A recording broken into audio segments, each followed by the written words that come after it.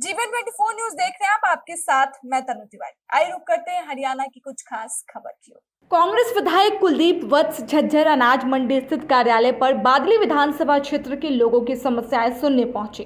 कांग्रेस विधायक कुलदीप वत्स ने अपने कार्यालय में पहुंचकर क्षेत्र के लोगों की समस्या सुनी और उन्हें समस्याओं के समाधान के लिए आश्वासन भी दिया।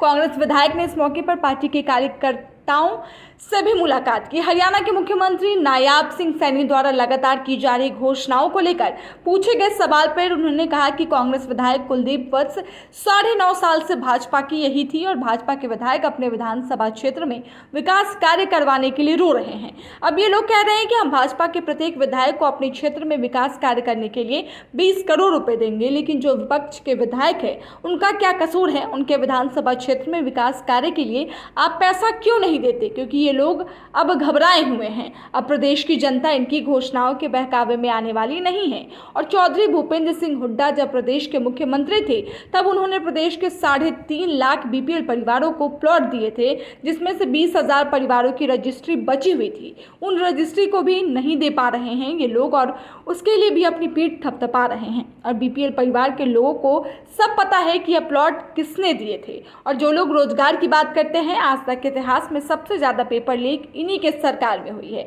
और किसान को इन्होंने और पीटा और जवान को इतना पीटा कि पहलवान, आंगनबाड़ी कर्मचारी और सरपंचों को इन्होंने पीटा। आप लोग मुझे ये बताओ कि जो लोग अहंकार के घोड़े पर सवार थे उन्होंने किसी को नहीं पीटा। इसलिए ये सब भाजपा की चुनावी घोषणाएं हैं। लोकसभा में नीट परीक्षा के मुद्दे को लेकर बोलते समय नेता प्रतिपक्ष राहुल गांधी के माइक बंद कर दिए जाने के सवाल पर उन्होंने कहा कि कांग्रेस विधायक कुलदीप वत्स ने कहा कि जनता के चुने हुए सांसद का माइक बंद करके जनता की आवाज को दबाना, इससे उनकी सोच का पता चलता है कि ये लोग देश के प्रति कितने गंभीर है। और गरीब की, मजदूर की, किसान और युवाओं की और पहलवानों की अगर किसी भी प्रकार की कोई आवाज़ उठाएगा तो हम बोलने नहीं देंगे। इस प्रकार की इन लोगों की सोच है और कहीं ना कहीं इन लोगों के अंदर अहंकार है और कहीं ना कहीं देश के लोगों ने इनका अहंकार तोड़ा है और ज़्यादा समय नहीं है, इनका अहंकार एक बार फिर टूटेगा। देखिए, एक धन्यवाद एक तो मीडिया के साथ की जिस प्रकार से ये मुद्दा है, ये मुद्दा नहीं है, ये इस देश के भविष्य के साथ एक खिलवाड़ है। और एक जनप्रतिनिधि जो जनता के चुने हुए सांसद है,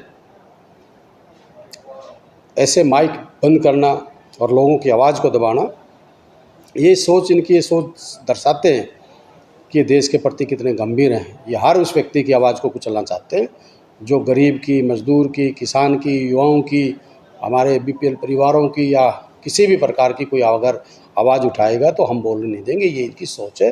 तो कहीं न कहीं अहंकार इनके अंदर है और लोगों ने अहंकार तोड़ा है और वही ज़्यादा समय नहीं, इनका अहंकार फिर टूटेगा। सीसी मीटिंग में राहुल गांधी ने कड़ा फैसला लिया है कि जो भी पार्टी की नीतियों से खुश नहीं है वो पार्टी छोड़ के जा सकते हैं, उनके साथ हमारी कोई संवेदना नहीं। इसको कैसे देखते हैं आप, ये फैसला कैसे? बिल्कुल, राहुल जी जो हमारे नेता हैं और मैं धन्यवाद करता हूं राहुल जी का।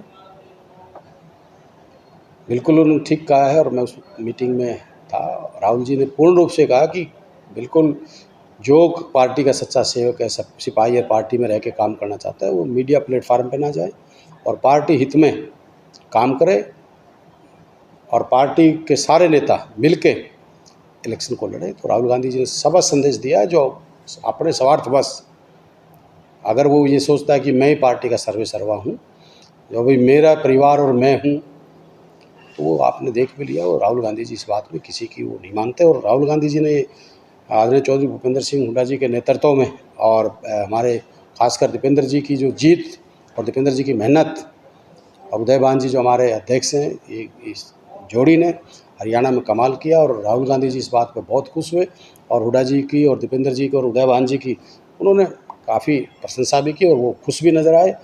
पर उन्होंने ये भी कहा कि भाई अभी जो हरियाणा का इलेक्शन है, मुझे पूर्ण रूप से उम्मीद है कि आप हरियाणा को जीत के मेरी झोली में डालोगे।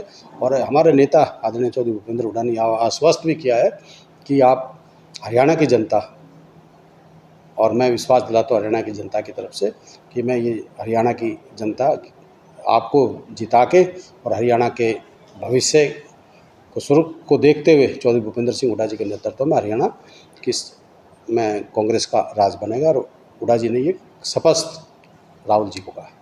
फिलहाल इस खबर में इतना ही। तमाम खबरों के लिए आप देखते रहें G-Mail 24 न्यूज।